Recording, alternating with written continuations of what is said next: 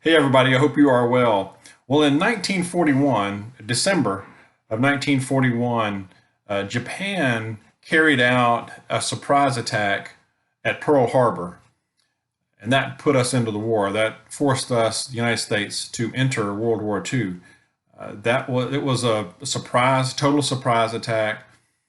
Did a lot of damage, a lot of devastation, a lot of ships, a lot of planes, a lot of buildings, structures, people, a lot of lives were lost. However, it was not a total. It was a big success for the Japanese, but it was not a total success because the carriers, our aircraft carriers, were not in harbor that morning. They were out at sea, so Japan was not able to sink or damage our carriers. So that ended up being a big difference in the war for the Pacific later on. Let's fast forward to present day. Just last week, Russia had a lot of ships. They basically had a fleet about 35 miles off the coast of Pearl Harbor in Hawaii this past week or so. And they were conducting war games 35 miles off of the coast of Hawaii. And they were practicing sinking an aircraft carrier. How about that? There's a lot going on overseas in different theaters, and it's not talked about much on the media here. Yeah, I almost have to dig for this information, which is really sad, actually. But there's a lot going on, and it's a little scary. Also, yesterday, Putin, the leader for Russia, said in an interview that the United States dominance of the world is over. So the United States, the UK, the West, basically, their dominance is done. It's over, and they know it. And he threatened to strike back if any country, whether it's the United States or any other country, crosses over their boundaries.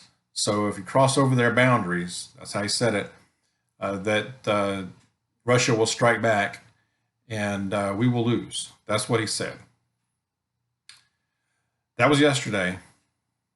Today, being Thursday, the leader for China, Xi, had a similar threat, and he said that if any country violates their boundaries or interferes with China and what they're doing, that they will also not like the result. I'm not going to use the exact words that he used on this platform, but just to say, in so many words, that we would not like the result at all, and we would lose.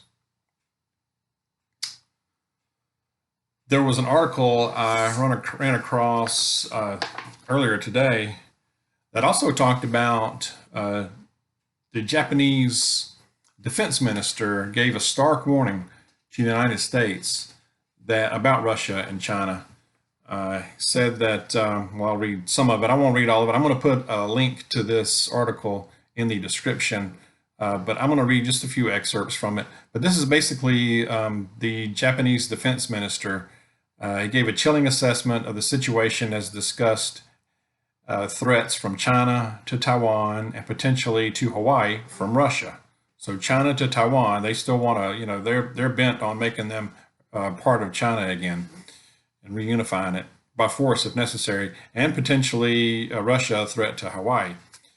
He said, he was speaking at the Hudson Institute, reportedly claimed China and Russia are preparing jointly for the threat of a major war in the region, according to the Washington Examiner.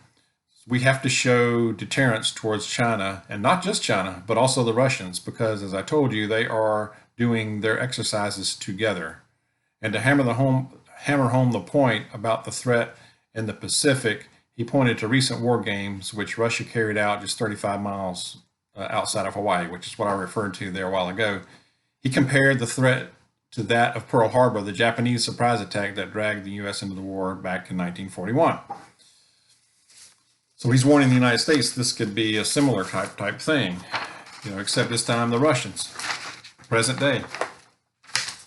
But it was interesting. This is a really good article. Like I said, I'm going to put a link to it He described that stretch, this is the Japanese defense minister, described the stretch of sea between Japan and Hawaii, an area of around 4,100 miles, as becoming a zone often used by Russia and China. Also, amid the warnings in the Pacific, NATO war games are taking place in the Black Sea following a tense standoff between the Russian Navy and a British destroyer, HMS Defender. That happened a few days ago.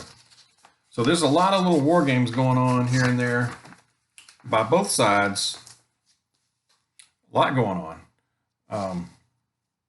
Also, we are United States and Japan are holding joint war games in the South China Sea right now currently. I read that. Didn't know that. Also, earlier today, this might have been yesterday, but a satellite, U.S. satellites detected that China is building over 100 missile silos in their western desert, northwest China. Over 100 ballistic missile silos that would hold ballistic missiles, increasing their nuclear threat much more than even what they have now. So, like I said, there's a lot of war games going on around, and this, from all sides. A lot of militaries involved, countries involved, some in pretty close proximity to each other. Tensions are really high. The rhetoric just keeps going up. My concern is that this could accidentally spark something. So, let's say one shoots a warning shot to the other and hits something, but doesn't miss it, but hits something, or by accident. One side thinks another one's launching missiles at their ships, so they respond, and then the other one responds back, and then before you know it, you've got a serious issue on your hands. So this could, if things got hot, this could erupt into not just a regional, but I think a world war.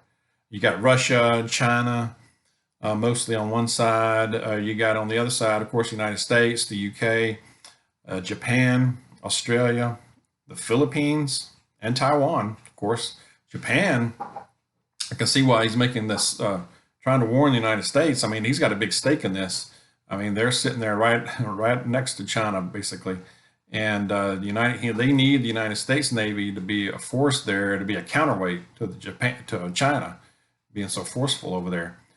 And also the Philippines are sitting down there. They're probably a little nervous. Australia, and of course Taiwan. They're being threatened every day, just about. So a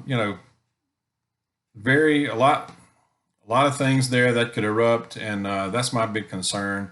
As preppers, we need to really be aware of this. I'm going to follow it, of course, and prepare, of course. But just to be aware of mostly of what's going on here. And it makes me wonder, I don't know, is the leader of China, leader of Russia, and of course the United States, is it just posturing, trying to test each other's reaction? Is this just a bluff? I don't know.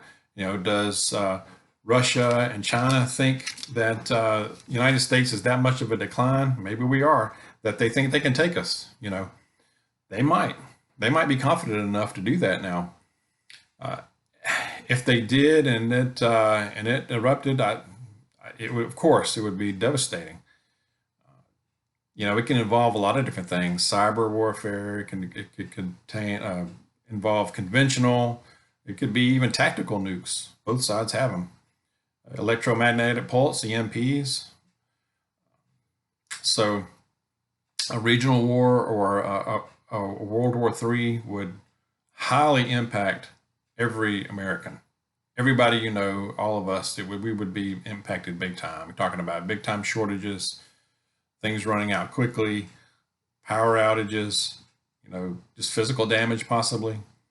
So again, we're going to stay on top of this. Let me know your thoughts. Let me know what you're thinking. Have you heard about this stuff as well? And what you think about it all. Is it a big bluff? Are we in for trouble here? But anyway, I just wanted to put that out there and go over all that, in case you haven't heard all those things. Again, share your thoughts. I really appreciate all the comments. They're always super helpful. Everybody learns a lot. Please keep it up.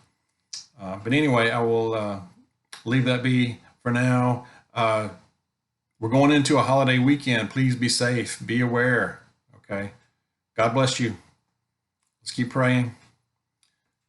See you soon.